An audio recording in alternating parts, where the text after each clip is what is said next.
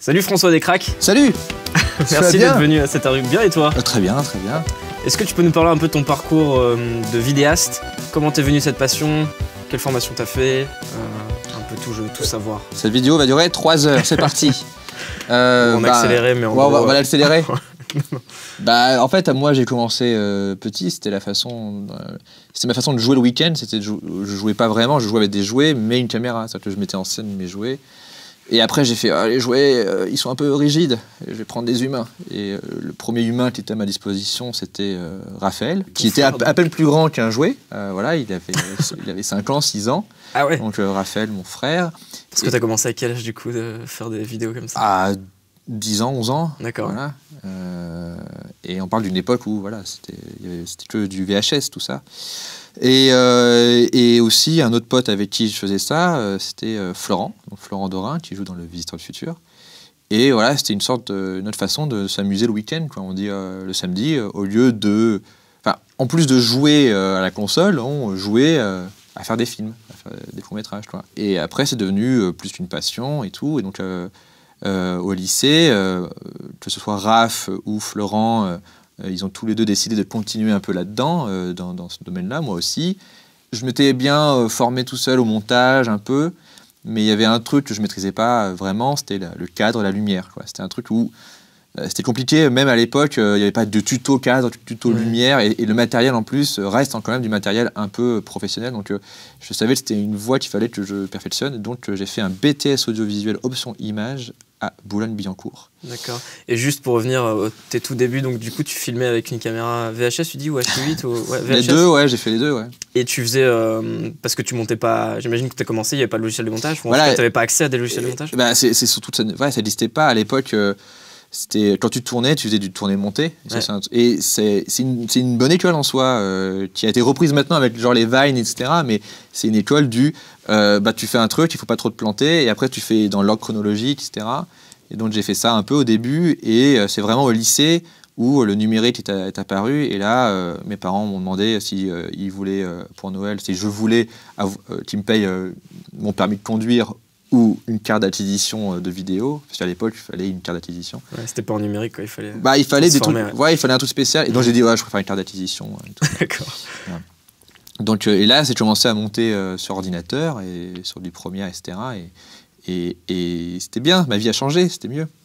Ok, et du coup, donc tu as fait un BTS image? Ouais. Parce que tu voulais te perfectionner Ouais, cadre et lumière surtout. C'était vraiment ce qui était... Pour moi, la lumière, ça a toujours été un mystère pour moi. Genre, comment ils font ça? Ça paraît à la fois évident, mais en fait, c'est pas du tout naturel, et tout, etc. Donc, c'est quelque chose que je voulais vraiment, vraiment approfondir, parce que je savais que l'écriture, même s'il y a des formations pour ça, et c'est très bien, c'est un truc que tu peux te former tout seul, au fur et à mesure. Pareil pour le montage, mais voilà, la lumière, il me fallait des cours, il me fallait voir le matériel, etc.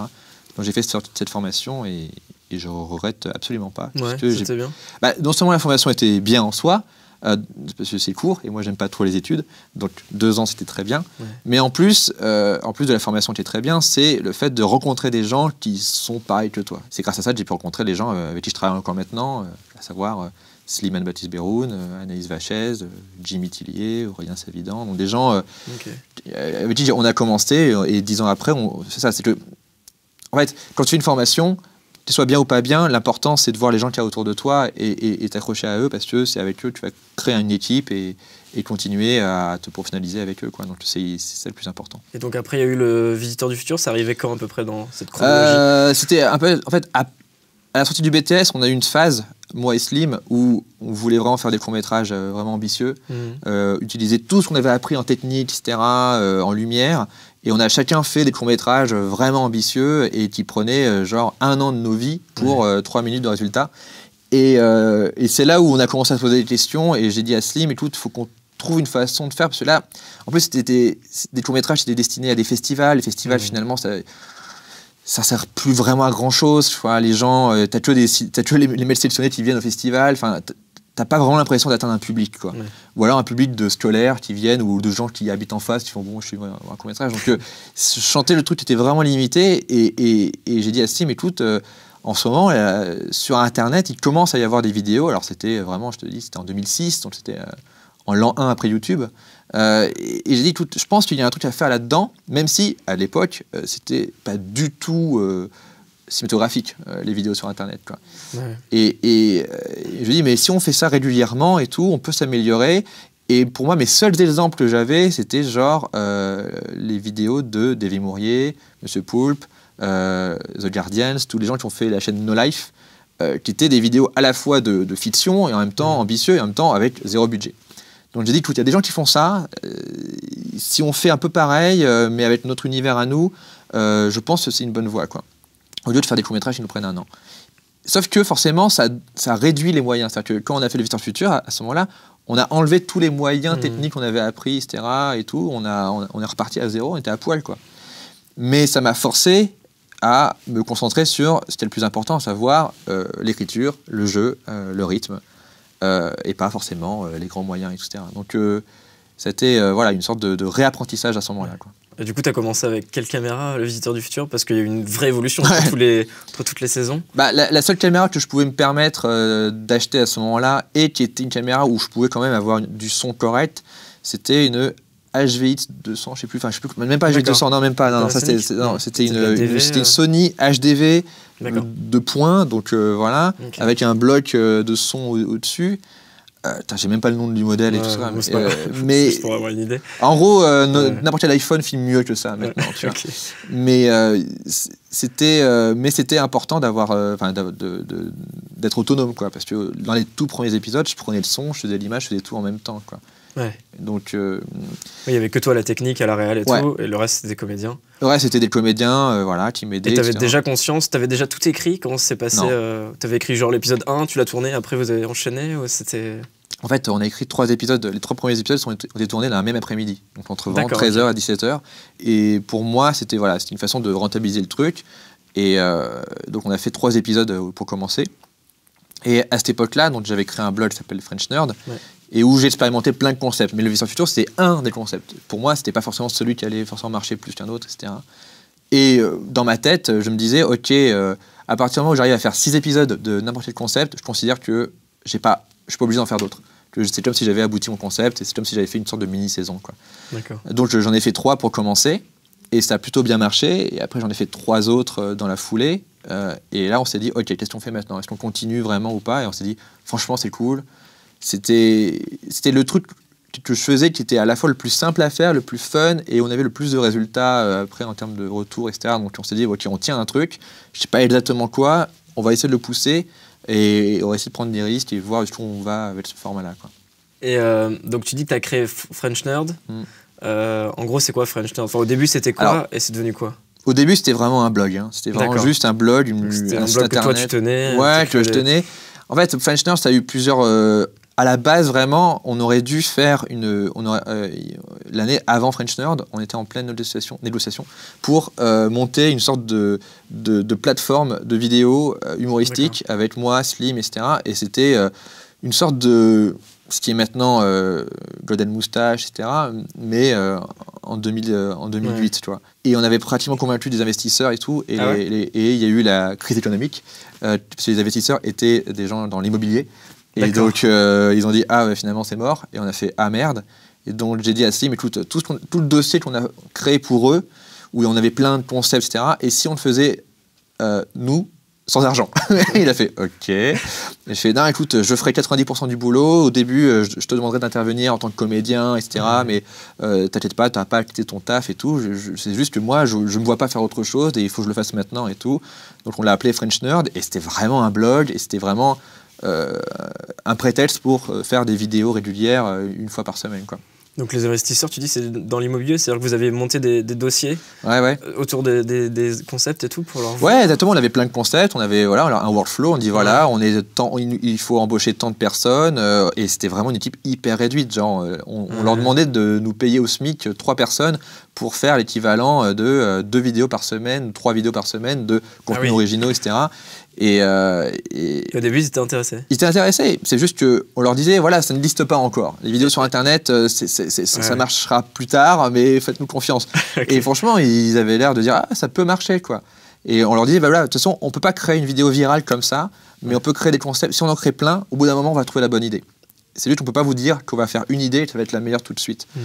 Et ils ont apprécié le truc, sauf que voilà, ça n'a pas pu se faire, mais tant mieux. Et donc après French Nerd, ça a évolué un peu en collectif ou ça a été... Est-ce que tu as été toujours un peu le tenant de ça ou ouais, après, comment ça s'est organisé naturellement, c'est-à-dire que certains projets, voilà, au début vraiment mes premiers projets sur French Nerd étaient des one-man shows, vraiment je faisais tout moi-même, je faisais les voix, je faisais de l'animation, etc. Et après, je me suis dit, ok, j'ai des copains cool, dont Florent, dont mon frère, dont Slim. Allez, on les met dedans, etc. Donc, on a commencé à travailler là-dessus. Et le Visiteur du Futur était un des premiers concepts, mais c'était aussi un des moins chers, en fait. On s'est dit, mais c'est tellement con à faire. On a juste besoin d'un banc, d'un mec en costume et tout, etc. Ça va le faire. Et au fur et à mesure qu'il y a eu un peu plus de succès, j'ai commencé à me dire, ok, c'est ce collectif qu'il faut mettre en avant, quoi. Et voilà, et puis au bout d'un moment, comme les projets commençaient à bien marcher, etc., on s'est dit qu'il fallait le transformer en boîte de prod, pas forcément pour vivre de ça et pour avoir des bureaux, etc., mais surtout pour défendre nos projets, quoi. Et du coup, aujourd'hui, c'est toujours... Toujours une boîte de prod. C'est une boîte de prod, ouais, d'accord. C'est ça qui nous sert d'être en copro avec des sociétés comme Endemol, Beyond pour la chaîne YouTube French Paul. Okay. Donc voilà, donc c'est devenu utile vraiment pour défendre des projets, etc. Quoi. Même si on ne se considère pas forcément comme étant des producteurs sur Internet, quoi. D'accord, et du coup, le Visiteur du Futur après a été repéré ouais, ça a mis vachement de temps. Ouais, en fait, la première saison a bien marché. Et c'est là où je commençais à me dire, est-ce qu'il y a une façon ou pas de le faire produire ? C'est-à-dire que le Visiteur du Futur me permettait d'avoir d'autres tafs à côté. Moi, j'étais embauché en tant que réal, de pub, etc., scénariste sur des trucs. Mais je me suis dit, est-ce qu'il y a moyen de le vendre, ce projet ? Et c'était pas évident parce que à la télé, ça n'avait pas sa place. Sur Internet, il n'y avait pas les financements, ça n'existait pas vraiment à ce moment-là. Et donc, il nous a fallu toute la saison 2, en fait, qui était toujours autoproduite, mais qui était aussi une façon de montrer que techniquement, on pouvait faire un truc un peu plus shadé. Ouais. Donc c'est pour ça qu'il y a une grosse différence d'image entre la saison 1 et la saison 2, mais il n'y a pas une différence de budget. C'est vraiment le même budget, il y a un peu plus d'équipe, mais pas tant que ça. Donc c'était une saison pour convaincre les investisseurs. Voilà, c'est une saison démo. Ouais. Et encore, à l'époque, je m'étais dit, on en fait 3 et c'est tout. Et on en a fait 15 quand même. Donc ça a été, c'était la saison un peu la plus dure à faire, parce que c'était du bénévolat, mais à l'image, il fallait que ça fasse pro. Et heureusement, ça tombait pile poil au moment où, grâce à No Life, parce que les gens de No Life, que ce soit donc, les gens qui ont créé la chaîne ou les gens qui font des séries, m'ont aidé à atteindre un des investisseurs de No Life, à savoir Ankama. Ankama, qui est une grosse société de jeux vidéo et de dessins animés. Et là, maintenant, de longs métrages. Et ces gens-là, c'était les seuls qui avaient un esprit assez ouvert pour pas me demander mais pourquoi il vient du futur et tout, parce qu'eux, ils font des trucs complètement fous dans des mondes complètement imaginaires, etc. Donc, ils ont cette culture-là. Et aussi, ils ont cette culture ça n'existe pas vraiment encore, mais on veut investir dedans et voir si ça marche plus tard, quoi. Et grâce à eux, après, donc à la fin de la saison 2, on a mis 1 an de rencontres, de négociations, etc., pour arriver à un point où ils nous ont dit, bon, qu'est-ce que tu veux faire ? Et j'ai dit, j'aimerais bien continuer la même chose et tout, etc., enfin, la saison 3. Et on a commencé à monter la saison 3 avec eux. Et en cours de route, en parallèle, France Télévisions Nouvelles Écritures s'est créée et est devenue une plateforme de financement de web-séries, quoi. Donc, c'est arrivé à ce moment-là au niveau de la saison 3. D'accord, et du coup, parce qu'Ankama seul produit du contenu à destination du web seulement, ou il fallait un diffuseur de façon télé ? Alors, quand on a commencé, ils ne pensaient pas forcément qu'il y aurait un diffuseur. Donc en gros, ils étaient prêts à mettre tout l'argent d'un coup. Et heureusement, France Télé est arrivé et a dit non, mais on peut s'occuper d'une partie du budget parce que nous, on est diffuseurs et ça nous intéresse ce genre de format. Et en plus, l'avantage, c'était que la série existait déjà et marchait déjà. Donc France Télé, Nouvelle Écriture commence une nouvelle plateforme et donc ils nous ont pas dit au fait, maintenant que vous êtes produit, ça va se passer comme ça. Non, ils nous ont laissé une totale liberté. Que ce soit Ankama ou France Télévisions, ils m'ont jamais demandé de réécrire quoi que ce soit, et tout, etc., quoi. Ils visionnaient quand même avant la diffusion ou c'était... Ouais, ils visionnaient quand ils pouvaient, quand c'était la semaine d'avant, quoi. Ok.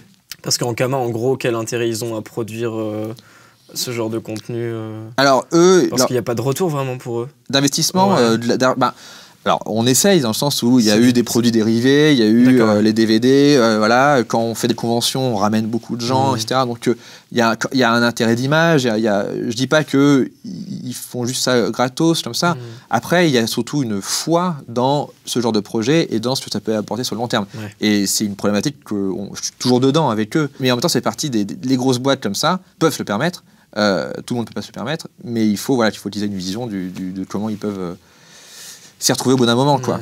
Et c'est France Télévisions qui est venu te chercher, qui est venu chercher Visiteurs du Futur, ou alors c'est vous et Ankama qui avez été voir, En fait, ça s'est fait naturellement parce que au même moment, j'ai fait une autre série qui s'appelle Les Opérateurs, qui est une web-série, et toujours pour la plateforme France Télé Nouvelles Écritures. Et ça, c'était une commande ou C'était pas une commande vraiment, enfin, c'était Telle France, qui est la boîte de prod, Taranja Prod et Barjal sont venus nous chercher, Slim et moi, nous ont demandé si on avait des projets en stock, on a dit on en a un.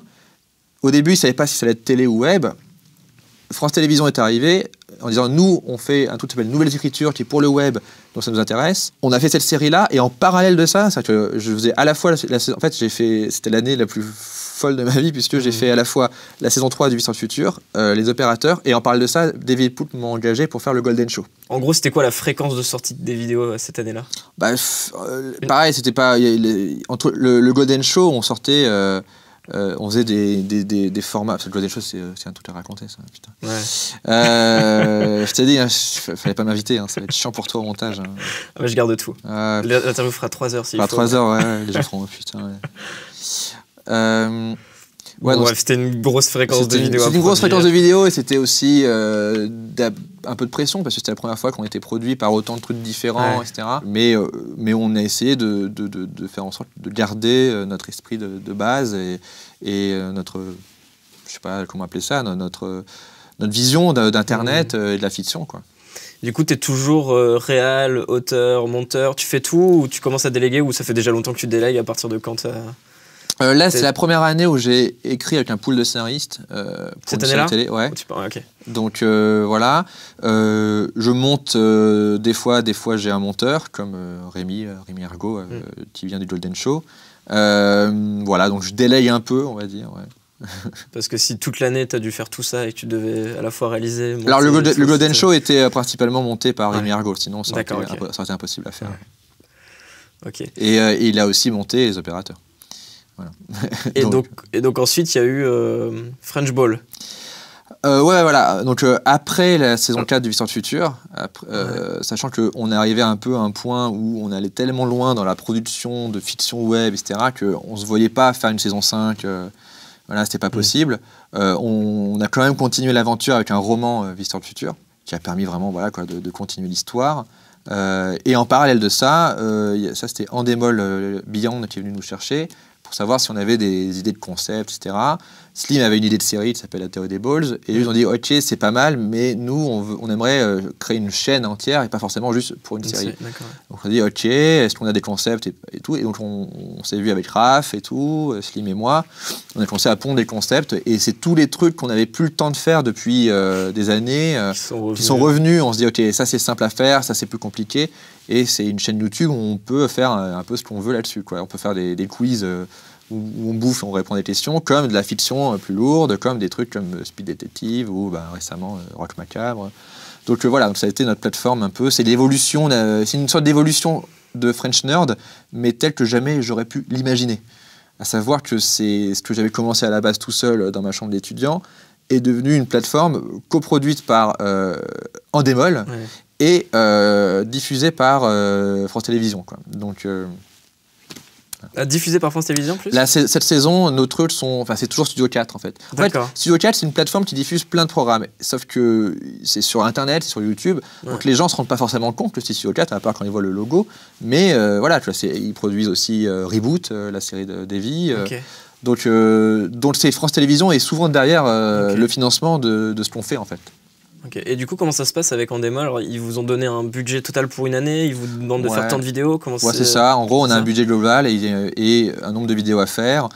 Nous, on leur dit voilà ce qu'on pense faire cette année, mais sachez que... malin après pour répartir... Et surtout, ils sont compréhensifs sur le fait que autant il y a des trucs qu'on doit prévoir bien en amont, autant il y a des trucs qu'on ne peut pas trop prévoir et qu'on va devoir improviser, quoi. Donc voilà, et ils nous laissent une liberté totale. Il n'y a pas vraiment de demande de résultats en termes de de vues, d'abonnés ou c'est genre non, amusez-vous, non, ils nous ont jamais demandé un truc très précis et tout, etc. Et ils ont jamais dit s'ils étaient pas contents et tout. Voilà. D'accord. Quoi. Ils vous laissent faire. Ils nous laissent faire, c'est cool. Et du coup, ça continue encore? Là, on est en pleine année 2. On a encore, surtout la saison 2 de la Théo des Balls qu'on a tournée et qu'on va diffuser à partir de mars. Donc ça, c'est le gros truc à diffuser là en ce moment et tout. Et d'autres vidéos aussi en parallèle, quoi. Donc French Nerd, c'est un collectif. Comment on gère un collectif? Déjà, à la base, c'était pas vraiment un collectif, ça s'est fait au fur et à mesure, mais on s'est jamais mis de blocage, de dire ok, on est un groupe et on se vend tous ensemble, sinon c'est rien, etc. La façon dont je vois les choses, c'est que j'ai jamais promis aux gens avec qui je travaille que j'allais les faire travailler tout le temps et qu'ils étaient obligés de travailler avec moi, et s'ils travaillaient avec d'autres personnes, j'allais mal le prendre. En gros, c'est un lieu où on se retrouve régulièrement sur des projets et on est content de travailler ensemble. Et je voulais que ce soit ça, French Nerd. Du coup, quand Raph est allé monter sur ICAT, sur Moustache, c'était très bien et c'était tout bénef pour tout le monde, quoi. En fait, French Nerd, c'est un endroit où je te dis, il y a des gens qui... déjà, French Nerd est là depuis avant Bagel et Moustache, et des gens qui ont travaillé avec nous ont créé Bagel et Moustache à différents niveaux de prod ou de comédiens, etc. Donc pour moi, French Nerd, l'important c'est que je voulais que ce soit un truc qui soit intemporel, quoi, que quoi qu'il arrive, les gens ils peuvent venir s'ils ont une idée, on fait des trucs ensemble, s'ils travaillent avec d'autres gens c'est cool et tout, etc. Je voulais pas qu'il y ait ce côté, genre on crée une entité et on met en avant des gens et c'est que eux, et s'il y a une personne, d'ailleurs ça faisait partie des trucs qu'on a dû négocier avec Endemol, parce que eux ils nous ont donné un contrat type dans lequel ils nous demandaient de définir ok, c'est quoi French Nerd, c'est qui, et ça veut dire que si c'est ces personnes-là, ça veut dire qu'ils n'ont pas le droit d'aller faire tout ailleurs. Et on a dit non, ça ne marche pas comme ça chez nous. Et on dit French Nerd, c'est globalement ces gens-là, voilà, mais ça peut être aussi des gens de Bagel, des gens de Moustache qu'on aime bien, avec qui on a déjà travaillé et tout, voilà. Et du coup, il y a quand même une autonomie au sein du collectif, c'est-à-dire qu'il y a des gens qui peuvent proposer des idées et faire leur truc de leur côté, ou c'est quand même... en gros, il y a quand même un leader ou... il n'y a que 3 personnes qui écrivent, réalisent, à savoir moi, Slim et Raph. On essaie de l'ouvrir un peu à Flo, à Mathieu, aussi Podji, etc. et tout, mais globalement, à nous 3 déjà, on n'a pas assez de temps pour faire tous nos projets, quoi, donc déjà c'est déjà pas mal. Et après, c'est des gens qui viennent soit en tant que prod, soit en tant que comédien, etc. Donc, comme Vanessa Brias, qui vient du Golden Show, qui a travaillé à Moustache, a travaillé à Bagel, qui après est redevenue comédienne pour nous, etc. Enfin, donc pour moi, mon but, c'est que tout le monde avec qui on a déjà travaillé de près ou de loin se considère un peu comme French Nerd. Ça, c'est ce que j'aime bien. Ce que j'aimerais que dans leur cœur, ce soit ça. Tu as peut-être toujours un parcours dans la vidéo instit, publicitaire et tout? Non, j'ai très peu. Oui, j'ai commencé là-dessus. J'ai commencé. Ce qui me faisait payer des trucs au début, c'était la pub et l'instit, des trucs comme ça. Et dès que j'ai pu mettre en avant vraiment l'écriture, la fiction, j'ai pris ça à fond, quoi. Mais ça a été une bonne formation, parce que remplir un cahier des charges, etc., écouter un client, c'est quand même... en fait, bizarrement, j'ai pas de mauvais souvenirs de ça, parce que pour moi, c'est tellement plus simple d'écouter un client dire on a besoin de ça, on veut que ça soit rouge, et je fais ok. Moi, je me sens libéré. En fait, je pense que les gens les plus malheureux, c'est les gens qui veulent s'exprimer artistiquement dans une commande. Et il y a toujours un moment où ça coince. Moi, j'ai jamais voulu ça. J'ai toujours fait des commandes en disant ok, je fais la commande, c'est pour vous, et je veux que ce soit bien pour vous, et vous soyez content. Moi, j'ai toujours eu mes trucs à côté pour m'exprimer personnellement. Donc c'est pour ça que j'ai toujours bien vécu ces trucs-là, quoi. Mais là, maintenant, j'en fais plus, quoi. Et comment t'as commencé alors, du coup, à travailler là-dedans? Dans la street, etc. La première personne qui m'a fait travailler dans le milieu, c'est quelqu'un que j'ai rencontré très jeune. Quand j'avais 18 ans, je faisais partie d'une association qui s'appelait TNT, une association de vidéastes et tout, pour faire des courts-métrages. Et donc, David Fressino, le créateur de l'asso, a été la première personne à me faire travailler en tant que scénariste sur des projets en développement, etc. Grâce à lui, même pendant le BTS, je commençais un peu à bosser, etc. Et donc, quand j'ai quitté le BTS, il m'a fait bosser en tant qu'auteur, surtout. D'accord. Et ça m'a vachement aidé. Auteur dans l'instit? Auteur dans les séries en développement et dans des trucs un peu de commande. D'accord. Donc des textes de commande, etc. Et en parallèle, je sais plus comment, en fait, je me suis fait des vidéos, des fausses pubs. Donc sans client, mais je fais semblant d'avoir un client. Et j'ai commencé à l'envoyer un peu partout, etc. Et au bout d'un moment, quelqu'un l'a vu et m'a engagé pour faire de la vraie pub, quoi. Donc, tu as beaucoup appris par toi-même parce que tu faisais depuis tout petit des vidéos, donc tu as appris le montage par toi-même, le cadre, la lumière un peu en BTS. Ouais, voilà. Et après, il y a eu l'écriture qui est arrivée, donc tu dis peut-être plus au moment de Visiteurs du futur où tu t'es dit tiens il faut vraiment penser à l'écriture. Oui et non, parce que j'écrivais depuis longtemps. Depuis le lycée, j'écrivais des web-séries avant même que ça existe. C'est juste que de toute façon l'écriture c'est un truc que tu n'as jamais fini d'apprendre, donc tu peux pas te dire ok je prends un an pour apprendre à écrire. Non, tu vas juste prendre toute ta vie et à la fin de ta vie tu diras je ne sais rien en fait. Mais par contre c'est un processus qu'il faut avoir très vite et être conscient de l'engagement que ça demande pour aboutir à quelque chose, tu vois. Et ça, je l'ai appris en partie tout seul, mais quand je dis tout seul, ça veut dire que c'est aussi avec d'autres gens avec qui j'ai travaillé, dont David Fressino, etc. Le fait de travailler en collectif, le fait de travailler pour des commandes, le fait de voir rendre des textes, tout, etc.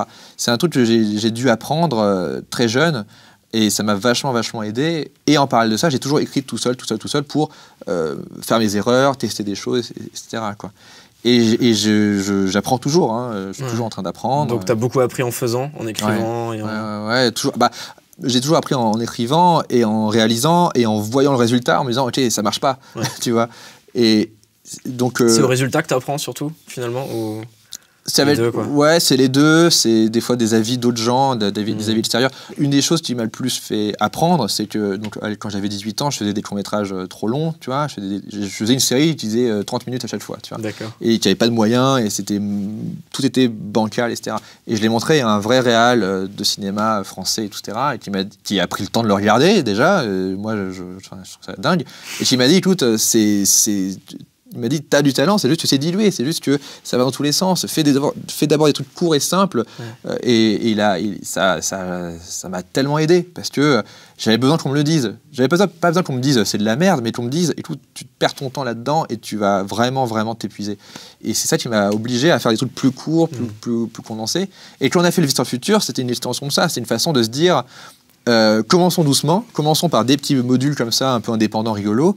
Et on va pas se dire, ok, on va faire 2 saisons, la 3e saison, ça passe dans l'espace, tout ça. Et ça a été ça ma plus grande leçon, c'est de commencer par petit mais efficace. Quoi. Ok. Et tu arrives à prendre du recul une fois que tu as écrit tes projets, réalisé, monté et tout, pour essayer d'avoir un œil des spectateurs et vraiment avoir le recul pour te dire, ok, ça marche ou non, ça marche pas. C'est ce qu'il faut faire tout le temps, c'est-à-dire qu'à chaque fois, l'écriture, c'est une alternance entre la création et... redevenir spectateur. Et voilà, et le montage, on va dire, alors pas le montage vidéo, mais la façon de regarder le truc, l'analyse. Et tu fais que ça, donc tu écris, après tu analyses, tu fais, attends, est-ce que vraiment ça marche, tu vois. Et tu fais que alterner les deux, etc., pour avoir un truc qui soit à la fois pertinent, personnel, original, et en même temps compréhensible, et dans lequel tout est communiqué dans l'ordre. Parce que c'est ça aussi, le métier de scénariste, c'est aussi une façon de communiquer des idées avant de les mettre en image, quoi. Et ça paraît simple, et ça l'est pas. Donc ça demande d'être tout le temps dans le recul et d'être le plus critique de tout. C'est-à-dire que les gens qui ont peur d'être critiqués par rapport à Internet, etc., il faut qu'ils se disent il faut que ce soit eux-mêmes les pires trolls. Il faut que ce soit eux-mêmes en fait. Qui fait que quand ils verront des critiques disant c'est de la merde, ils disent ça je sais. Moi je sais, je l'avais vu avant toi. Tu vois. Oui, souvent, on sait nous-mêmes on sait où ça va on pas. a foiré, mais bon, c'est trop tard. Et c'est trop tard, mais en même temps... Et on a appris, quoi. On a appris, et on est en train de toujours travailler sur le nouveau truc pour améliorer. Donc, au moment où il y a les critiques, t'es censé déjà être en mode, non, c'est bon, j'ai compris, je suis déjà en train de faire la suite. Là. En fait, t'as très tôt commencé à écrire des séries. Ouais. Est-ce que y a un truc que tu peux nous donner, ou je sais pas, des astuces que tu as toi, pour justement écrire des séries et qu'on ait envie de regarder le prochain épisode est-ce que tu penses beaucoup quand tu écris en série, en épisode ? Ouais, j'y pense tout le temps. Ouais. Ça, je vais faire une vidéo là-dessus. C'est vrai ? Avec French Ball, on va faire une vidéo... Conseil d'écriture, etc. Cool. Donc, je sais pas à quel point ce que je vais dire là, ça va se retrouver dans la vidéo. Mais... il faut commencer déjà pour que ce soit satisfaisant en soi. C'est ça le plus dur. C'est que les gens, des fois, l'erreur que peuvent faire beaucoup de gens, c'est de faire un épisode 1 en disant « Ouais, ça, c'est le prologue. C'est le début du truc, mais tu verras, au bout de l'épisode 4, waouh !» Et là, tu fais « Non, c'est mort. C'est l'épisode 1, il faut qu'il se passe des trucs dès l'épisode 1. » Tu vois.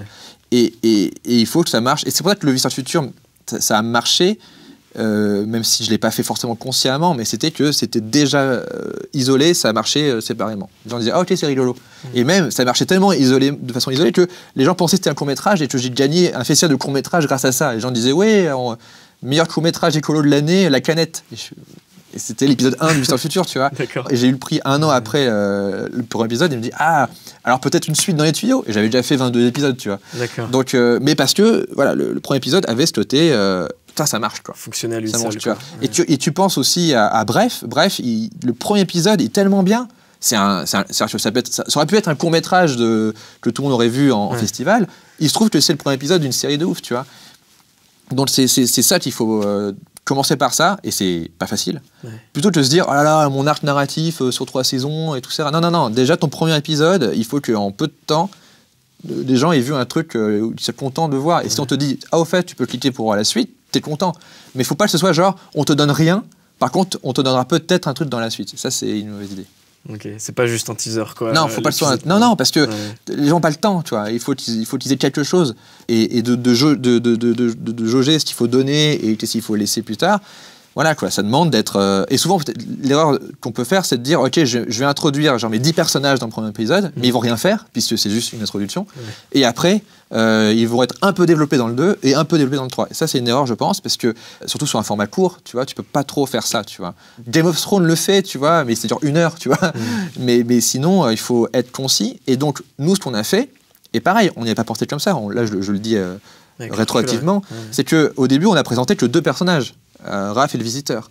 Le docteur Castafold, qui est un des personnages les plus importants de la série, il intervient à l'épisode 14. Donc en fait, chaque personnage apparaît au fur et à mesure, et surtout quand il apparaît, il a son épisode sur lui, tu vois. Et après, au bout d'un moment, ils sont tous ensemble, etc., quoi. Mais c'était pas genre dès le départ, en fait, voici 20 personnages, j'espère que vous allez les kiffer, tu vois, t'as pas le temps de les kiffer, tu vois.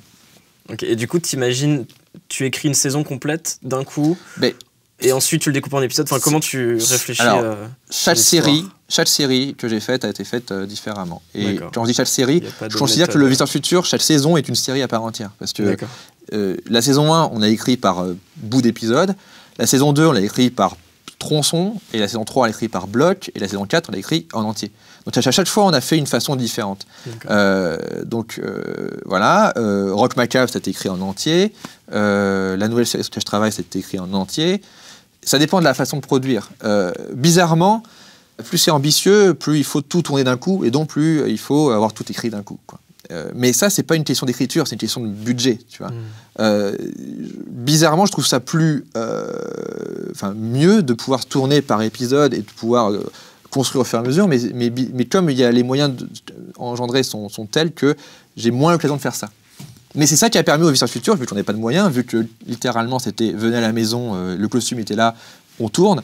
C'est ça qui permettait d'avoir cette écriture un peu spontanée. Enfin, c'était quand même écrit, hein, chaque épisode était écrit, mais de se dire, ok, je sais pas ce qui va se passer dans 5 épisodes, mais là je sais que dans le prochain il faut aller là-dedans, tu vois. Et je pense que c'est ça qui a plu dans la saison 1, c'est ce côté un peu genre. Ça peut aller n'importe où. Ça peut aller n'importe où, et on sent que même les créateurs savent pas où ça va, tu vois. Après, il faut arriver à retomber sur ses pattes à la fin, et ça, c'est un autre exercice. Et comment tu fais pour garder justement ce truc de surprise de on peut aller n'importe où alors que tu as déjà construit tout ton truc? Voilà. C'est un exercice plus difficile. C'est plus difficile parce que justement, d'avoir ce. Et ça, c'est un truc que maintenant j'ai remarqué dans les séries Netflix, qui sont des séries qui sont souvent très bien, mais des fois. Comment dire? Les séries Netflix, en fait. En gros, les séries Netflix, c'est des séries qui auraient pu tenir sur 8 épisodes, qui sont étendues à 10. Et chaque série, j'ai entendu la même histoire. Tout le monde dit on a proposé 8 épisodes à Netflix, on en fait 10. Mais bon, ok, et bien, ils brodent un peu autour. Mais surtout, tu sens le côté. Ok, c'est pas vraiment. C'est pas comme avant à la télé où vraiment il fallait regarder un épisode. Et là, en gros, ils disent non, de toute façon, les épisodes sont là. Donc en gros, tu as 10 épisodes d'un coup, tu les regardes, tu binge-watch. Et donc l'écriture est différente. Donc tu peux plus te permettre de poser les personnages, de dire bon, il se passe pas des trucs de ouf dès le début, etc. Puisque les gens, tu sais qu'ils vont pas regarder qu'un épisode, ils vont regarder au moins 2 ou 3, et là ils vont être accrochés. Alors qu'à la télé, à l'époque, c'était genre non, il faut qu'il y ait un épisode, ils soient accrochés direct, sinon c'est mort, quoi. Ils vont zapper, quoi. Donc là-dessus, c'est pas la même. On voit que l'écriture change en fonction de la façon dont tu regardes tes trucs. C'est pour ça que ce que je conseillerais aux gens, c'est déjà d'étudier la façon dont le spectateur va, entre guillemets, consommer, mais si j'aime pas trop, enfin, regarder la vidéo. Si c'est sur YouTube, il va pas forcément avoir le même degré de patience que sur Netflix en regardant 10 heures d'un coup, quoi. Et ça, chaque truc est fait différemment en fonction de son support, quoi. Ok. Et du coup, comment t'imagines c'est-à-dire que si tu as écrit les 3 premiers épisodes, par exemple, que tu as tourné à une journée, c'est ça, du Visiteur du Futur, tu avais prévu d'en faire d'autres? Est-ce qu'à la fin du troisième, parce que je sais plus, est-ce qu'il y a genre un truc qui annonce qu'il y aura un quatrième Non, les 3 premiers étaient vraiment très gaguesques, assez autonomes et justement assez.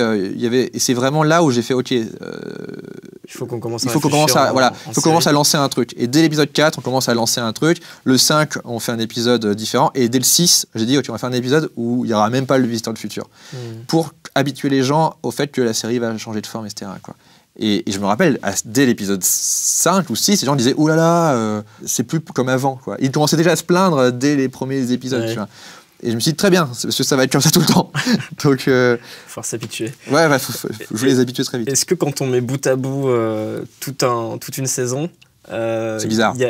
C'est bizarre. Non, mais est-ce qu'en gros, tu as essayé de construire, peut-être pour les dernières saisons, tu as essayé de construire peut-être une structure qui ressemblerait à un long, qui a été fragmentée? La saison 4, c'est évident. La saison 4, entre les premières scènes et les dernières scènes, en fait, dans la saison 4, il y a des scènes qu'on a tournées dans des bureaux, etc., dans un lieu, et on a tourné... En fait, on faisait un plan, et on faisait genre, OK, il y avait le personnage de Raph, OK, là, c'est l'épisode 1, saison 4, l'épisode 1. On fait un plan. Après, j'ai cut, on fait le même plan, sauf que c'est pour le dernier épisode, et donc on change son make-up, etc.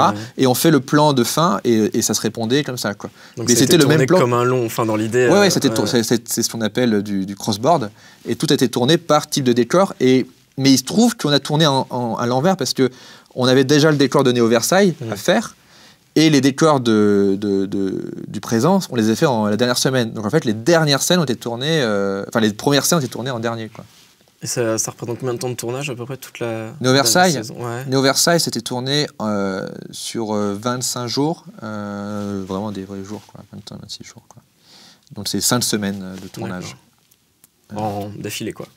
D'affilée. Alors il y avait juste une petite pause entre Néo Versailles et les parties sur Paris. On avait genre une semaine de pause, quoi. Et t'as senti forcément une évolution, j'imagine, rien que dans la taille de l'équipe entre la première saison et la dernière.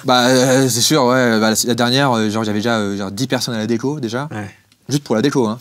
Donc voilà, on était une vingtaine, trentaine sur place. Mais il y avait quand même du système D. C'est-à-dire que Flaubert, par exemple, qui joue dans la série, il était aussi assistant de monteur. Vanessa Brias, qui joue dans la série, qui fait le rôle de Véronique, était aussi dans la prod. Et c'était drôle, c'était qu'il jouait en costume de Clodo, et en même temps il faisait de la prod et du montage. Donc des fois, tu pouvais rentrer dans un bureau et voir Vanessa en Clodo, en train de donner des feuilles de service, avec Flaubert en train de faire du montage à côté, avec son déguisement. Quoi. Donc ça, je trouvais ça cool. Alors après, c'est pas à conseiller vraiment. Voilà. Du coup, Flaubert m'a toujours dit que quand il jouait dans la série, c'était son moment de détente. Parce qu'il était tellement stressé au niveau du montage qu'il était content de ne pas avoir à décider de choses. Même avec une grosse équipe, comme tu as eu pour la dernière saison, est-ce que t'arrives toujours à retrouver l'énergie? Parce que quand on est en très petite équipe, il y a un truc qui se passe et tout. Est-ce que c'est un truc que tu regrettes, ou est-ce que tu as réussi à recréer la même ambiance et tout, même avec une grosse équipe? En fait, ça a toujours été mon but d'essayer de ne pas perdre cette spontanéité qu'on a trouvée dans les premiers trucs French Nerd qu'on a fait. Et à un moment, on l'avait un peu perdu, mais bizarrement, c'était autour de la saison 2, un peu saison 3. Enfin, il y avait ce moment où on se disait, attention, on est en train de perdre cette fraîcheur et cette part d'impro et tout. Et ça demande de s'entourer d'une équipe technique hyper pro, hyper carrée, et en même temps hyper ouvert à l'expérimentation et à l'improvisation. Là, maintenant, j'ai de la chance d'avoir une équipe qui me suit à 100% là-dessus. Sur Rock Macabre, par exemple, qui est un des trucs les plus compliqués que j'ai fait, j'avais une équipe qui, à chaque fois, se modulait. Chaque fois, je disais, OK, on va changer ça. OK, finalement, on fait ça. Et ça, c'est le plus important. Et ça se fait grâce à ton équipe technique. Tu vois.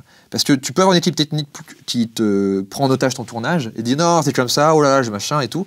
Et ça m'est déjà arrivé quelques fois et ça m'a fait paniquer parce que je me suis dit, OK, j'ai l'impression de plus contrôler ce que je fais. Et de trouver les bonnes personnes, ça prend du temps. Et il n'y en a pas 10 000. Et la preuve, ils travaillent tous pour tout le monde. Tout le monde travaille avec eux, que ce soit la Bégueule Moustache, c'est souvent les mêmes gens. Et c'est là où ça te permet de te dire, ah ok, c'est cool, j'ai l'impression, même s'il y a plus de gens, de faire ce qu'on faisait avant quand même. Quoi. J'ai l'impression que quand on est en petite équipe et qu'on doit tourner dans la rapidité et tout, ça se sent aussi au résultat. C'est-à-dire qu'il y a une espèce d'homogénéité dans le... Enfin, en tout cas, j'ai remarqué ça sur mes projets, d'homogénéité. Et je me dis, merde, j'ai peur de passer dans des projets plus longs, où chaque plan prend plus de temps et tout, et de perdre l'énergie, tu vois, qu'ont les comédiens et tout, et que du coup ça se ressent dans ce film et que le film soit plus lent et tout. Et tu te poses des très bonnes questions, et c'est vachement bien que tu te poses cette question-là parce que c'est une vraie problématique qu'il faut avoir. Comment tu fais alors? Déjà, il faut s'entourer c'est l'équipe technique avec qui tu t'entoures. Tu vois, par exemple, là j'ai un chef-op qui est vachement bien parce que justement il comprend ça. Il comprend ce côté, je lui dis j'ai besoin de prendre la caméra et j'ai besoin de changer mon plan au dernier moment. Il fait ok d'accord, t'inquiète pas, la lumière je vais l'adapter, etc. Alors que t'as des chefs-op qui vont te dire je peux pas, t'as bougé ta caméra, moi mon projo il est là, etc. Moi je peux rien faire. Et là tu fais oh putain, et t'as l'impression de devoir jouer comme ça et de devoir cadrer comme ça, et personne n'est content, et le chef-op dit je peux pas faire autrement.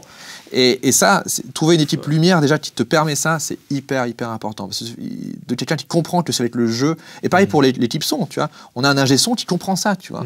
Qui à Clément Morin, d'un côté c'est un nazi du son, dans le sens il est hyper précis, etc.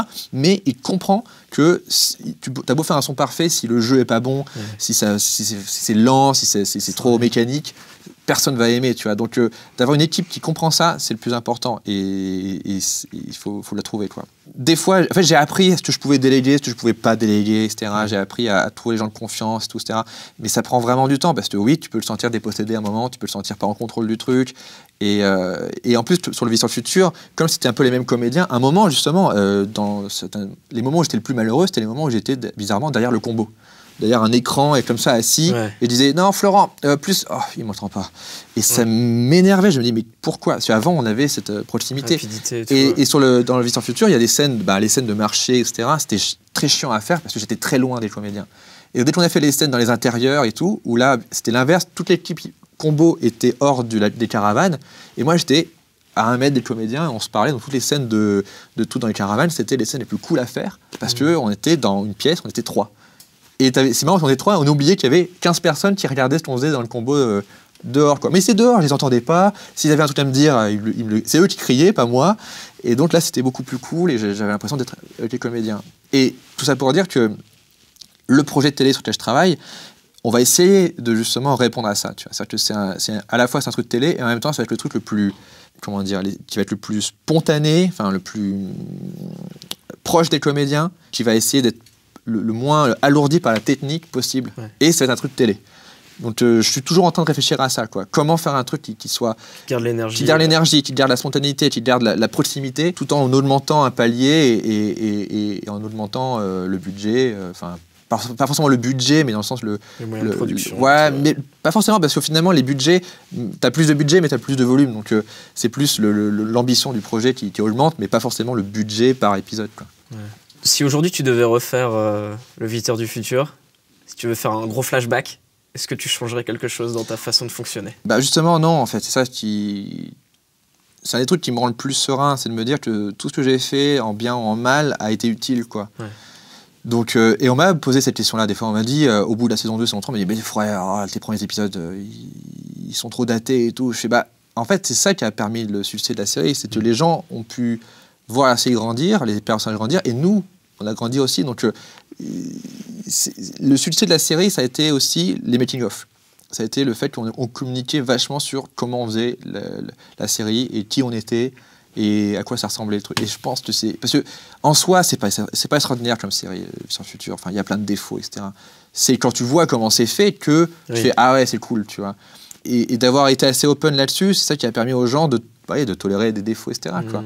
Et donc, si je devais refaire des trucs, ça n'aurait pas de sens, quoi, puisqu'il faut commencer quelque part, et on a dit on a commencé là, voilà, on ne sait pas où on allait et tout, mais voilà. Donc tu penses que le côté fait maison un peu est assumé, et même on le montre, en tout cas pour la première saison, a aidé au succès? Oui, après, il y a un côté fait maison, mais ça a toujours été quand même très concis, très monté rapidement, etc. Enfin, même si c'était pas beau, c'était pas non plus inregardable. Le son était correct. C'était pas une insulte. Non, mais c'est un truc qu'il faut comprendre, c'est que il y avait quand même eu un minima respecté de qualité technique pour que ce soit regardable.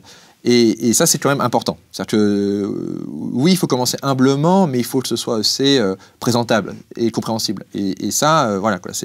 Et le Vision Future, c'était pas ma première vidéo, c'était ma 100e vidéo pour faire le Vision Future, saison 1, pour après recommencer et refaire d'autres trucs, quoi. En réalisation, c'est où que tu te sens le plus à l'aise? Est-ce que c'est en direction d'acteur? Est-ce que c'est au découpage? Qu'est-ce qui te plaît le plus peut-être? Maintenant, c'est marrant parce que quand j'étais plus jeune, vraiment, c'était le découpage qui me plaisait le plus parce que j'imaginais des plans, etc. Et je me disais, c'est comme ça que j'allais prouver mon originalité. Je l'ai fait un peu, voilà, c'est cool à faire, mais je me rends compte que des fois, c'est juste de l'artifice, des fois. Et là où maintenant je me sens le plus à l'aise, c'est dans la direction de comédien. Et c'est pas que je me sens à l'aise, c'est que c'est le moment le plus fun. C'est le moment où t'es au théâtre, où tu regardes un truc, tu fais « Ah, c'est rigolo, j'aime bien ». Et tu dis « Tiens, tu peux l'essayer, mais en faisant ça, etc. » Et c'est là où c'est le plus fun, tu vois. Et nous, on est contraints par le temps. À chaque fois, on peut pas en faire 10 000 prises, mais c'est le moment où j'ai l'impression de m'amuser En plus, ça repose sur les autres, mais en même temps, voilà, que j'essaie de les aiguiller, etc. Et donc, pour moi, maintenant, ça devient ma partie préférée. Peut-être ma partie préférée, c'est même la lecture. C'est où on n'a pas la technique, on n'a pas les caméras, on n'a pas le temps qui presse, on est juste là en train de prendre l'apéro, en train de lire le texte, et on se fait rire mutuellement, sachant que des fois on découvre le texte un peu tous ensemble, etc. Et là, c'est peut-être le meilleur moment avant que ça devienne un peu plus lourd. D'accord. Et la direction d'acteur, comment t'as appris sur le tas aussi? Est-ce que ça, pour le coup, je l'ai appris à force de côtoyer des comédiens. Au début, je donnais peut-être trop d'indications. Des fois, j'en donnais pas du tout. Enfin, j'ai mis du temps à placer le curseur. Et je me suis rendu compte qu'en fait, c'était tout le con. Il fallait d'abord prendre les bons comédiens pour les bons rôles. Ça paraît débile, mais c'est ce qu'il y a de plus dur, puisque l'erreur qu'on peut faire au début, c'est de penser que quand un mec est comédien, il peut tout faire. On dit, il est comédien, il peut tout faire. Et qu'en fait, non, même un bon comédien ne peut pas forcément tout faire. Il faut qu'il fasse un truc qui sorte de lui et qui corresponde à ton rôle, etc. Donc, de trouver le bon comédien pour le bon truc. Et c'est pour ça que nous, dans French Nerd, on n'a pas que des comédiens professionnels, mais on essaie d'avoir un niveau de jeu homogène. Donc, on ne piège pas les gens, on écrit des trucs qui leur correspondent, etc. Et ça, c'est important. C'est important de ne pas se dire, OK, le mec là qui a zéro charisme, qu'on ne comprend pas, ça va être notre héros. Tu vois, il faut juste être conscient des qualités, des défauts des gens avec qui on travaille pour pas les piéger, quoi. Ouais. Et ça, voilà, ça demande... c'est ça qui m'a demandé plus de temps, tu vois. Et tu as des petites astuces de direction d'acteur un peu que tu utilises, ou c'est au feeling que tu le fais? Déjà, écouter. Avant de donner des indications, il faut écouter l'autre, ce qu'il propose. C'est plus facile de construire à partir d'un truc qui marche à moitié plutôt que de trop donner d'informations. Faut que la personne propose quelque chose déjà qui lui paraît naturel et d'entendre ce qui ne marche pas. Tu vas dire, OK, ça marche pas. J'ai beaucoup appris en observant Slim diriger. Mais Slim, lui, il a des répliques très précises et donc, des fois, et je me rappelle, dans ses premiers courts-métrages, il disait aux comédiens, il dit, tu le dis pas de la façon dont moi je l'entends. Ouais. Mais c'est parce qu'il avait une façon d'écrire très précise. Moi, bizarrement, ma façon d'écrire, c'est plus courte, des phrases plus courtes, plus des punchlines. Et je sais que ces punchlines, pour qu'elles marchent, il faut qu'on ait l'impression que le personnage vient de l'avoir. Et donc, j'ai toujours poussé le petit plus. Le truc genre, OK, fais un truc que j'ai pas prévu, tu vois. Et donc, je dis jamais couper tout de suite. J'attends que les gens habillent la scène, etc.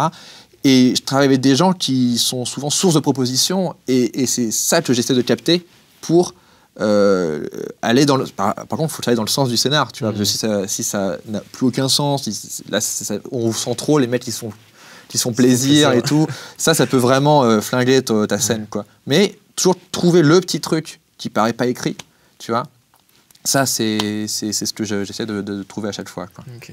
Et à quel point tu prépares en amont tes réalisations, c'est-à-dire le découpage ou même la direction d'acteur? Est-ce que tu fais des répètes? Globalement, je fais une lecture globale dans laquelle j'essaye vraiment, quand j'entends un truc qui n'est pas du tout dans le bon truc, je dis fais ça plutôt. Et c'est pour ça que les gens après prennent des notes. Et on a plein de scénarios avec des notes de comédiens. Et on fait souvent qu'une lecture. Et après, quand on est sur le plateau, on fait une répète globale de la scène, etc. Mais normalement, les comédiens, ils savent ce qu'ils font, quoi. Ils savent ce qu'il faut définir, c'est comment ils le font physiquement dans la pièce. Et après, quand on arrive au gros plan, là, on peut pousser plus loin. Tu vois, là où je peux dire, écoute, là, cette réplique, là, je sens que tu peux faire plus ça, mais on est dans la précision. Tu vois, on va pas, en gros plan, commencer à dire, mais ton personnage, en fait, il vient de là et tout. On n'a plus le temps à ce moment-là, tu vois. Donc ça a été fait en amont, quoi. Donc il faut partir du plus large pour aller au plus précis, quoi.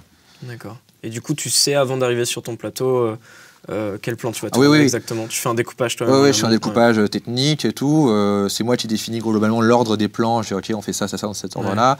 Tout est hyper précis à ce niveau-là. En fait, j'ai pas à décider vraiment de ces plans-là. Mais quand même, je tiens à dire qu'à l'époque du Golden Show, on faisait tellement de sketchs tout le temps qu'on n'avait pas le temps de les préparer. Ouais. Et je me rappelle, j'ai fait le découpage que d'un sketch. C'était le tout premier, c'est le seul que j'ai découpé. Après, c'était genre, ah, demain, on tourne là-bas et tout. Ouais. Et en fait, ça m'a appris à apprendre, à faire confiance à ce qu'on trouve sur le moment. Les meilleurs sketchs du Golden Show ont été faits sans découpage, quoi. Ont été faits en disant, ok, fais voir la scène, ok, je sais ce que j'ai besoin. Et en fait, au bout d'un moment, la réalisation devient un langage spontané et t'as pas besoin d'imaginer 15 000 plans, etc., quoi. Alors, c'est le Golden Show, tu vois, c'était vraiment fait pour...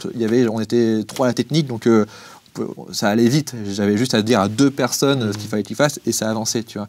Il n'y avait pas de plan grue, etc., et tout. Donc, au final, c'est ça qui a permis ces spontanéités. Et donc, j'ai toujours, et ça revient sur ce que tu disais tout à l'heure, essayé de mélanger un peu ça, de préparer les choses et en même temps de trouver cette spontanéité, de dire, ok, on change tout au dernier moment et ça va le faire, quoi. C'est pas forcément rassurant pour l'assistant réel, par exemple, mais c'est important de ne pas figer les choses et de suivre juste un déroulé, etc. Parce qu'au final, tu perds les meilleures idées. Des fois, tu les as sur le moment, quoi. En voyant un truc, en voyant le décor, vraiment, tu dis, ah putain, on a qu'à faire ça comme ça, j'avais pas prévu ça, ok, bah, ça va faire un truc intéressant, tu vois. Et il faut être ouvert à ça, quoi, même si tu as des moyens plus gros, quoi. Est-ce que tu n'as pas l'impression, au bout d'un moment, de tomber dans une routine de découpage, c'est-à-dire que tu fais à peu près toujours le même découpage suivant les scènes, et comment tu t'en libères si c'est le cas, si tu vois ce que Oui je et veux non, dire. en fait, le tout c'est que après, c'est que si tu essaies de faire du découpage original pour faire du découpage original, il y a des séries comme ça, des séries que j'aime pas trop, où vraiment ils se font vraiment plaisir et tu fais. Et donc, ça sert pas l'histoire. Ça sert à rien, tu vois. Et des fois, moi, je vois ça. Je vois les réals qui font de la réal pour faire de la réal et ça m'intéresse vraiment pas, quoi. Et donc, des fois, les trucs les plus simples fonctionnent, tu vois. Et il faut penser ton découpage par rapport au personnage et par rapport à ce que vit la scène. Et tu vois, en ce moment, la série que j'adore, c'est The Nick, qui est une série entièrement réalisée par Steven Soderbergh. Et le gars, t'as une scène avec 15 personnes autour du table, et il fait un seul plan. Et en un seul plan, il a tout dit, tu vois. Et les autres sont hors champ, ils sont en amorce, on les voit même pas, ils s'en branlent, ils disent non, c'est ça le plan. Et ça marche, tu vois. Et d'arriver à se dire, ouais, de toute façon, il faut partir de l'émotion de la scène, partir du personnage, construire autour de lui. Tu vas pas imaginer des plans pour imaginer juste des plans, quoi. C'est ridicule, quoi. Et ça, c'est des vrais choix de réal. Est-ce que des fois tu prends des risques comme ça? Enfin, moi, j'appelle ça prendre des risques parce que après au montage, tu peux te retrouver coincé en disant mince, j'ai fait que ce plan.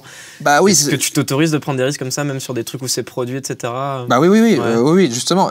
En fait, ce que j'ai remarqué, alors sur des sketchs des petits sketchs que j'ai pas réalisés, mais que d'autres ont réalisés, c'est que quand un réalisateur débute, il va tout couvrir parce que il a peur de louper quelque chose. De louper quelque chose et il va faire ses choix après. Moi, j'essaye de faire mes choix principaux là sur le tournage, tu vois, et de couvrir ce qu'il y a à couvrir, et j'ai très rarement de la marge, en fait. Vraiment, je suis toujours un peu just sur mes plans parce que, en gros, c'est ça, et si ça marche pas, je suis dans la merde, tu vois. Ça, quoi. Donc, ouais. Donc tu t'autorises ça, quoi. Bah, sur Rock Macabre, il y a des scènes entièrement, c'est du, voilà, il y a la caméra, elle part là, elle fait un tour, elle dévoile quelqu'un, après contre-champ sur un autre, après tire sur un autre. Donc, je me fais un peu de marge des fois, surtout pour quand il y a de la chanson, etc., parce que vraiment, c'était un exercice où j'étais pas à l'aise à 100%.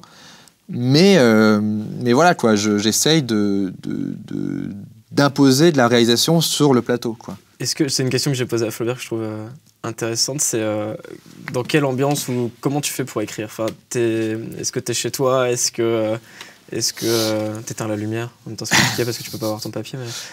est-ce que tu te mets est-ce que tu as besoin d'un environnement particulier pour écrire? Ouais, bah, j'ai besoin d'être tranquille. J'ai besoin qu'on me pose pas des questions.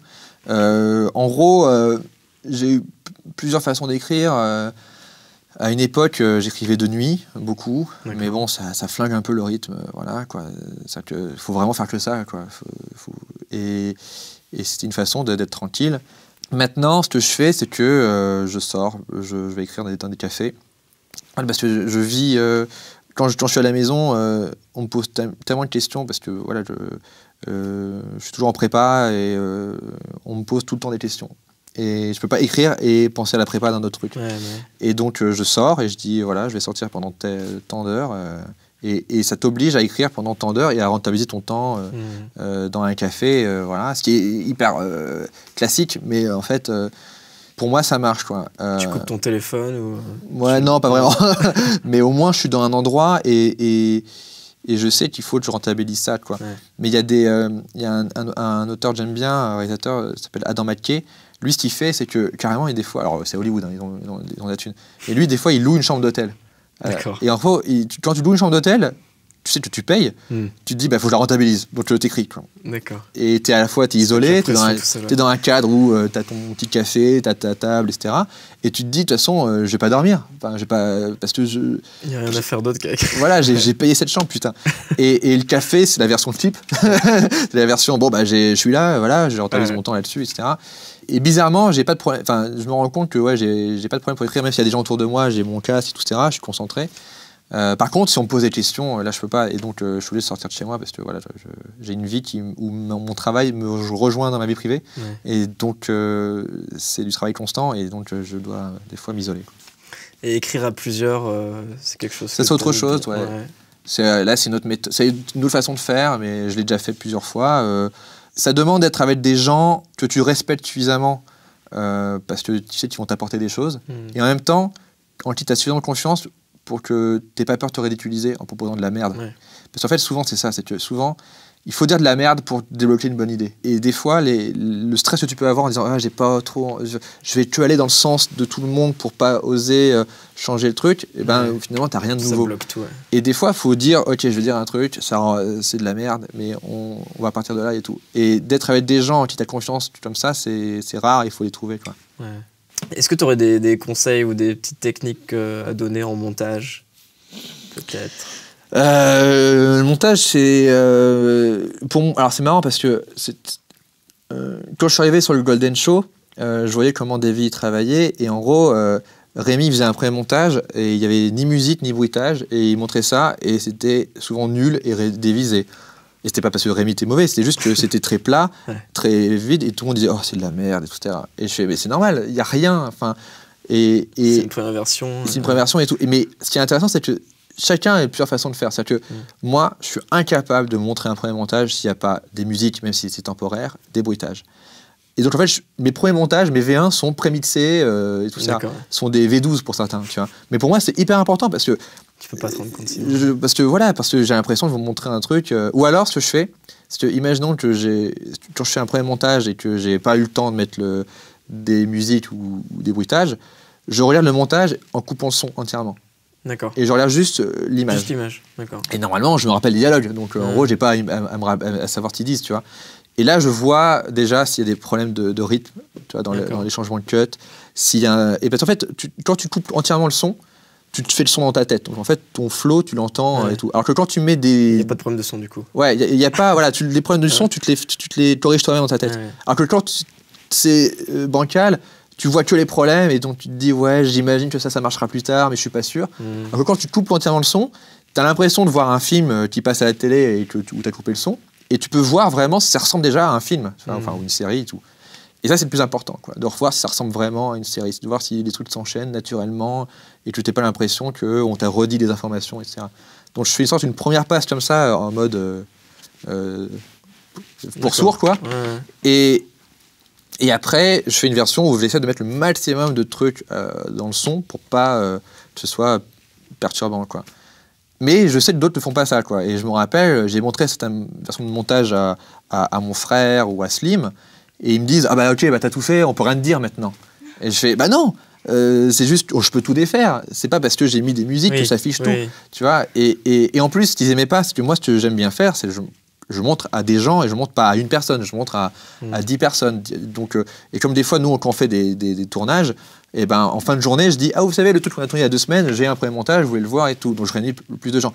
Et c'est con, mais le fait d'être avec des gens et de regarder avec des gens, même si les gens te disent rien, toi tu sais, tu redécouvres ton truc. Tu te mets à leur place. Ouais. C'est-à-dire que tout d'un coup tu te dis ah ok, je le vois comme un spectateur et tu vois les blancs quand c'est un peu lent, tu vois quand les gens comprennent pas trop, et juste en sentant l'ambiance du truc, Tu sais ce qu'il vaut. Tu fais déjà une première liste de changements avant même qu'ils te disent quoi que ce soit, quoi. Donc ça, c'est important de le faire. Et sur le Visiteur du Futur, ce que je faisais, c'était que toutes les 2 semaines, on faisait une soirée à la maison et il y avait des comédiens et on regardait un épisode qui n'était pas terminé et tout.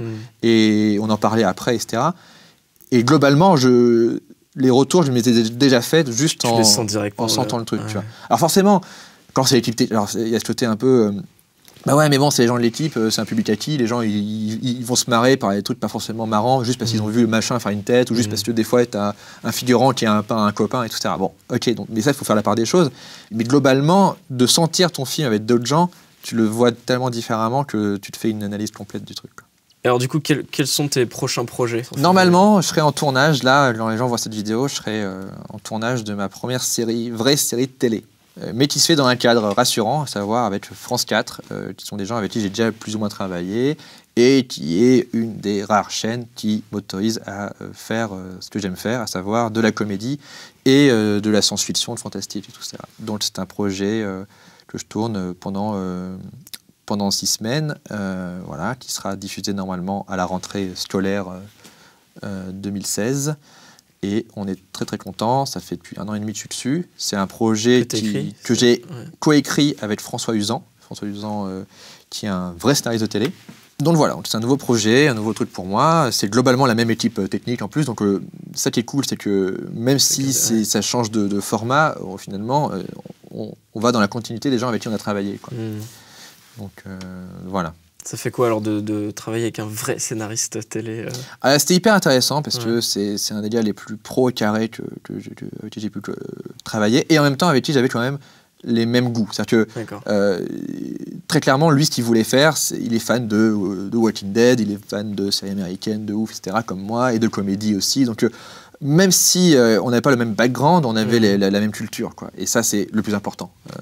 Et c'est pareil avec le diffuseur, parce que les gens à France 4 aussi ont la même culture que nous, etc. Donc on ne devait pas leur expliquer le mélange de genres, tu vois. Ils étaient, ouais, carrément, ils comprenaient. Et ça, c'est une chance de fou, quoi.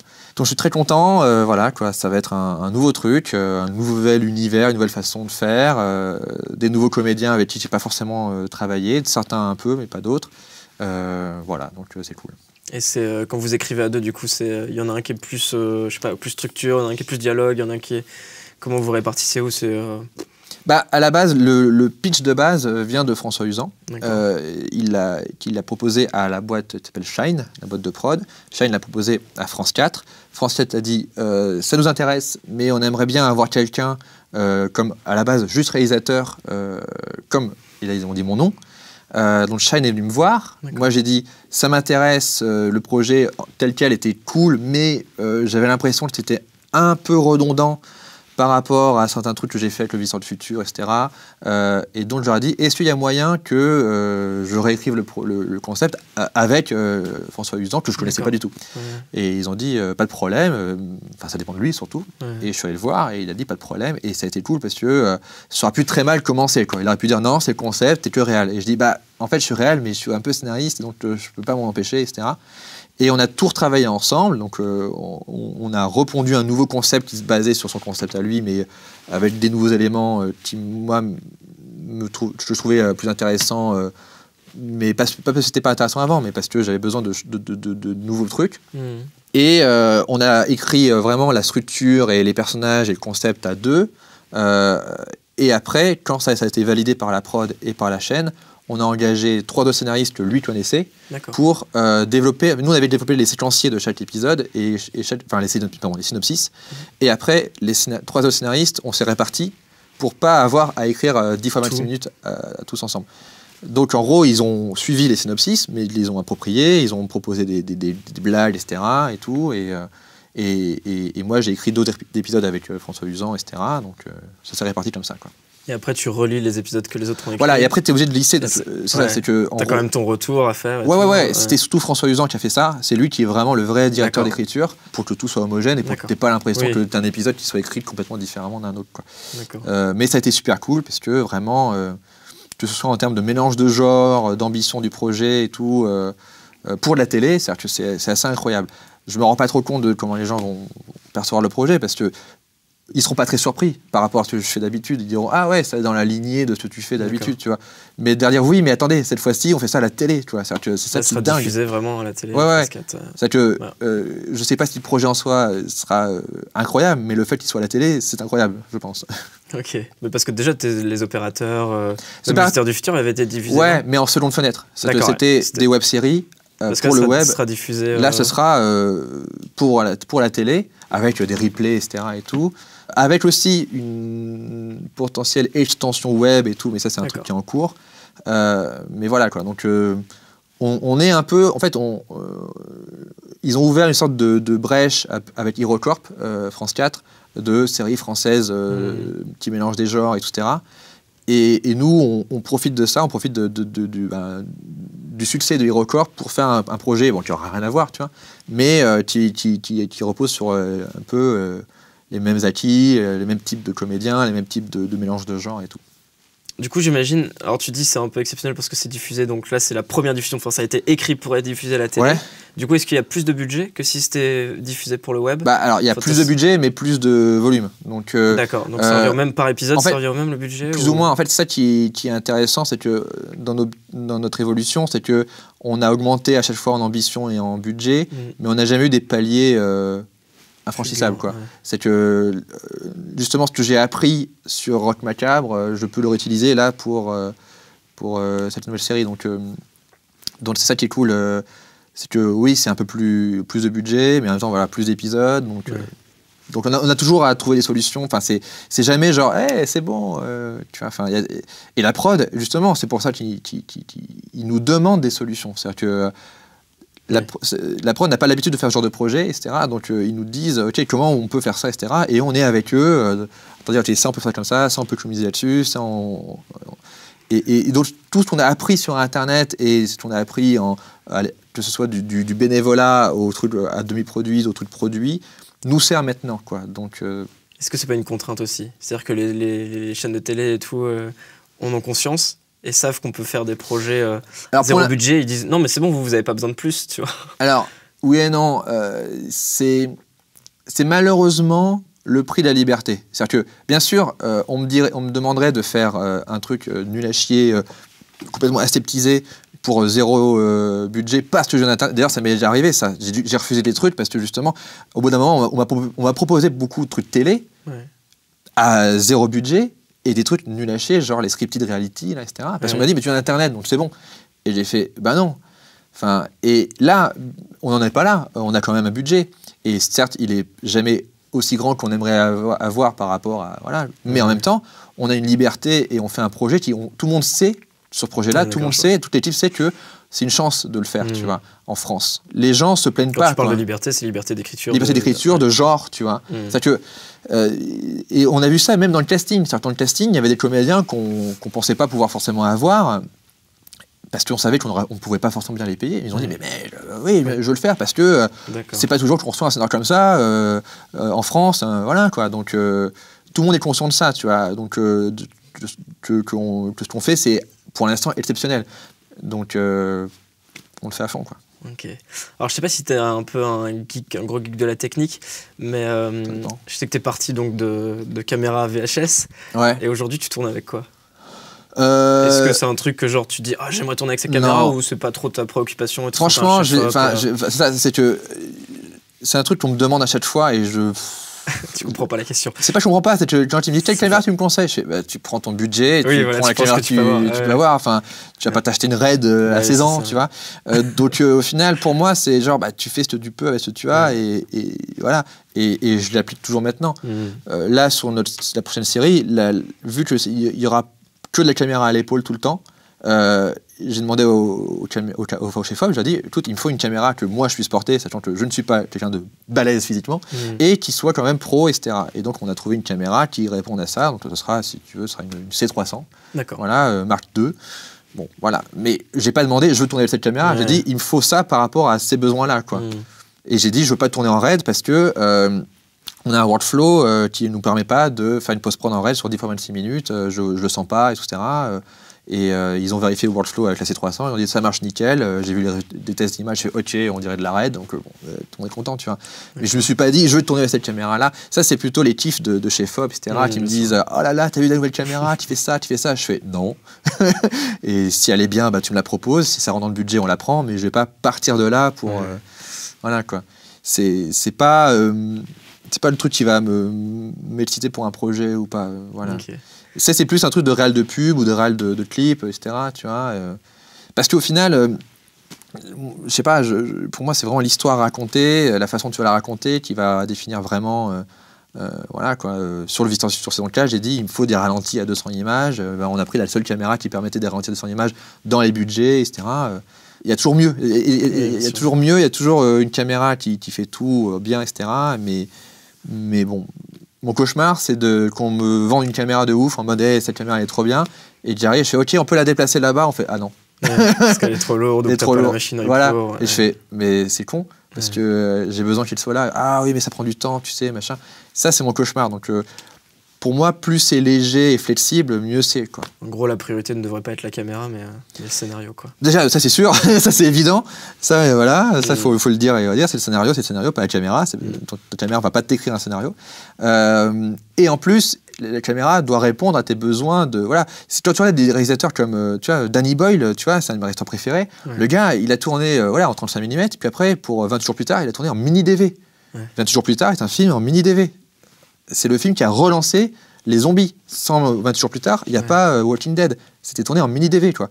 Et après, il a tourné avec des caméras bizarres, même des appareils photo pour Slumdog Millionnaire et tout, parce que on s'en fout, tu vois. En gros, c'est en fonction de ton projet, parce qu'il savait qu'il devait suivre en courant des garçons, des petits enfants dans la rue, donc il ne fallait pas qu'il tourne avec des grosses caméras. Et voilà, donc tu trouves ta caméra en fonction de ton projet et pas l'inverse, tu vois. Et donc après cette série, tu sais déjà quels vont être tes futurs projets? Est-ce que tu auras envie d'aller vers le long, finalement, parce que c'est déjà des longs, ce que tu fais fragmenté, finalement. Ouais. Est-ce que tu as des envies particulières? En ce moment, j'écris activement un long métrage. D'accord. Je coécris un autre long métrage et je vais peut-être coécrire un 3e long métrage avec quelqu'un que tu connais, qui est venu ici. Mais donc ça va être un truc en parallèle, je pense, de plein d'autres choses parce que les longs métrages ça prend du temps et tout. J'ai une autre série que j'ai écrite avec quelqu'un d'autre pour la télé. Ça pareil, c'est encore à l'étape 1, donc on verra plus tard. Et j'ai un nouveau projet qui va sortir là. J'ai fait un manga, voilà, qui sort en juillet peut-être. Donc plein de projets, quoi. Ouais. Et donc tous ces projets de long métrage, est-ce que tu sais déjà vers où tu veux que ça aille? Est-ce que c'est du long métrage qui sera diffusé sur le web, sur Netflix, à la télé ou c'est pas, ou en fait t'écris et après tu verras? Voilà, en fait, c'est des longs métrages idéalement destinés au cinéma de salle. Ça, c'est la façon dont on va les faire. Ça, quand ce sera vraiment écrit, je pourrais me poser la question, quoi. Vraiment. Mais là, pour l'instant, ça prend tellement de temps déjà de les développer, d'être sûr de trucs. C'est une écriture très complexe, long métrage. Ça te semble différent, de l'écriture des formats, des séries, etc. Les séries, c'est simple. On part souvent à l'envers. On sait qu'on a un budget et on a une date de tournage, et donc on écrit pour ça, tu vois. Et on fait au mieux, tu vois. Alors que le long métrage, c'est tant que tu n'as pas un truc qui est, alors je dis pas parfait, mais qui est vraiment béton et qui arrive à convaincre tout le monde, et quand je dis tout le monde, c'est des gens qui ne sont pas forcément des gens avec qui j'ai l'habitude de travailler directement. Tant qu'on n'a pas ça, on ne peut rien dire sur le budget, voilà. Donc ça prend tellement de temps de développer le truc avant de réellement lancer la machine de prod que ce temps-là, il faut le prendre, quoi, parce qu'il ne faut pas écrire comme ça et réfléchir après. Là, c'est une façon de faire différente, quoi. Ok. Et comment t'imagines alors l'évolution de la vidéo et du cinéma dans l'avenir? Est-ce que tu vois que le modèle économique un peu du web, de la vidéo web va évoluer vers quelque chose, ou il y aura des nouveaux formats qui vont se créer? En gros, de ce que j'ai l'impression de voir, c'est que t'auras toujours un internet gratuit pour des vidéos type émission, type des trucs rigolos ou pas, mais je pense que la fiction, mais quand je dis fiction, c'est pas forcément des sketchs, hein, c'est vraiment de la fiction sur la durée, en mode série feuilletonnante, vont être sur des réseaux, des plateformes type Netflix, mais pas que. C'est-à-dire que Netflix, c'est le côté high level, etc., quoi. Et il y aura je pense, des petits Netflix qui vont se créer, qui seront payants ou pas payants, tu vois, mais qui seront des endroits où tu pourras voir de la fiction sur Internet ou sur application ou sur Bolt, j'en sais rien. Enfin, tout va être mélangé, tu vois. C'est ce que je me suis dit en voyant YouTube Red, tu vois. Je me suis dit, ok, ça, c'est cool, mais est-ce que les gens veulent payer pour voir un contenu qui ressemble à du contenu gratuit? Je suis pas sûr. Là, on a vu avec des succès comme Netflix que les gens étaient prêts à payer pour voir de la série qui ressemble à des trucs qu'ils n'ont pas l'habitude de voir de façon gratuite. Donc, je pense que des gens comme nous, ça va plutôt être là-dedans que ça va être intéressant pour nous de se développer, puisqu'on va nous donner des budgets pour faire des trucs qu'on veut vraiment faire. Ça ne veut pas dire qu'on va quitter Internet et que on sera sur des trucs hyper chers. C'est juste que je pense que... Et Studio 4, c'est ça, Studio 4. Alors Studio 4, l'avantage, c'est que c'est gratuit et en même temps, c'est de la fiction et en même temps, c'est de la liberté et tout. Et c'est une plateforme de web-série, quoi. Et il n'y en a pas vraiment en France, tu vois, à part eux. Des plateformes de web-séries, vraiment, qui financent les web-séries. Je crois qu'il y a Arte qui veut s'y mettre. Arte va s'y mettre et tout, tu vois. Nous, on sera toujours un peu dans ces trucs-là, que ce soit pour des trucs type public, comme Studio 4 qui est France Télé, ou des trucs plus privés et tout. Je pense que c'est là où nous, on va s'orienter. Après, l'avenir de la vidéo, voilà, il y a des gens qui font des vidéos qui n'ont pas besoin de ça, quoi. Qui font très bien des trucs tout seuls et qui se débrouillent très bien et qui n'auront pas besoin d'être soutenus par des plateformes, etc., pour continuer à faire ce qu'ils font. Donc, je te parle vraiment vraiment de fiction, tu vois, Internet. Et après, tu auras toujours une façon de le faire par le crowdfunding, etc., et tout, pour le faire de une autre façon de faire. En fait, moi, ce qui m'intéresse en ce moment, c'est se dire qu'il n'y a rien de très délimité, que chacun peut le faire. Tout est possible. Quand je regarde autour de moi, sur les 10 personnes qui font plus ou moins ce que je fais, chacun a un mode de fonctionnement et de financement différent, quoi. Et ça, c'est cool. Parce que ça veut dire que tu peux faire plein de types de projets. Quand ce sera trop formaté en termes de financement, ça veut dire qu'ils vont formater en termes de contenu. Et là, ce sera plus chiant. Est-ce que tu aurais même si tu as déjà donné vachement de conseils, ouais, déjà, ouais. des conseils à donner à des gens qui veulent se lancer dans la réalisation vidéo, plutôt fiction du coup? C'est ce truc que je me tue à dire depuis des années, à savoir comment c'est simple, comment c'est court, mais efficace, dans le sens... essayez d'abord d'enlever vos défauts avant de mettre des qualités de ouf que vous ne pouvez pas atteindre. Et ça demande... Et ça, c'est pour ça que c'est dès l'écriture. C'est pas que la caméra. C'est l'écriture qui te demande de dire ce que je vais faire, je vais pouvoir le tourner.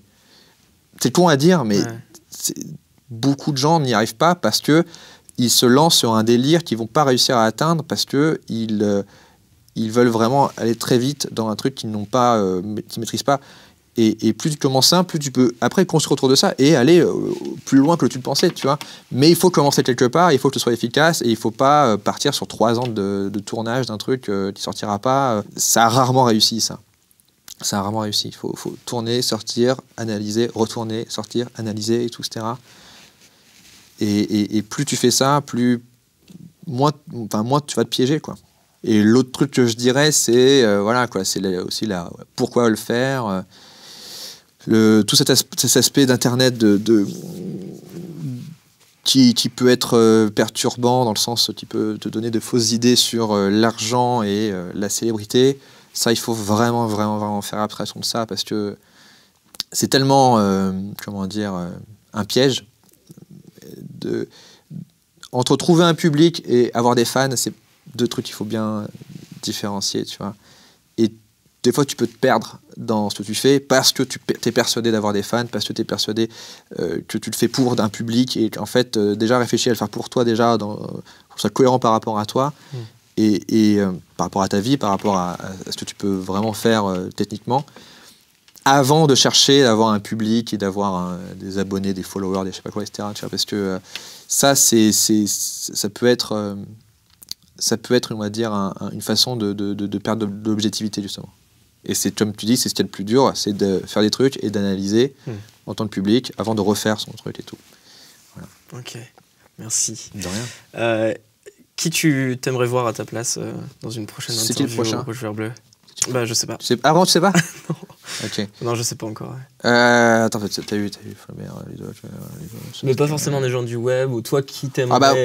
Bah, alors, dans les copains, il y a Slim, hein, forcément, Ouais. parce que Slim, il peut t'apporter. Lui, même si on a un peu le même parcours, il a fait tellement de choses différentes, que ce soit au théâtre ou en littérature. Il a écrit, Ouais. il écrit des livres maintenant, tu vois. Donc, il pourra t'apporter beaucoup d'autres réponses. Bon, bah, bref, tu l'as eu. Ludoc, Flaubert. Adrien Méniel, c'est un mec qui serait bien, Antoine Daniel, Mathieu Sommet. Enfin, un mec comme Antoine Daniel, ce qui est intéressant, c'est que il se lance vraiment là-dedans à 100% maintenant. C'est-à-dire que ses émissions deviennent des prétextes à faire des courts-métrages de ouf au début, tu vois. Et tu vois qu'il le fait dans un apprentissage étape par étape. Donc lui, ce qui va être intéressant, c'est que très clairement, je pense qu'il va s'orienter là-dessus. Mais son parcours aura été hyper malin, parce qu'il aura commencé en mode émission et pour aller de plus en plus dans la fiction. Donc ça, c'est intéressant. Après, il y a plein de gens hyper intéressants sur Internet, ou pas, ou des gens de la télé, ou des gens, des Simon Astier, qui lui, justement, Simon Astier a une culture Internet de ouf et une sorte de légitimité dans le paysage d'Internet, alors qu'il a fait que de la télé. Donc ça montre que tout ça, c'est un peu voisin, quoi. Donc Ok. ouais. Cool, bah, merci beaucoup pour toutes ces réponses merci. Et de qualité. Ok. Merci François. Merci à toi, mec. On va regarder la caméra et dire au revoir. Non, je sais pas. C'est bien fait, c'est bon.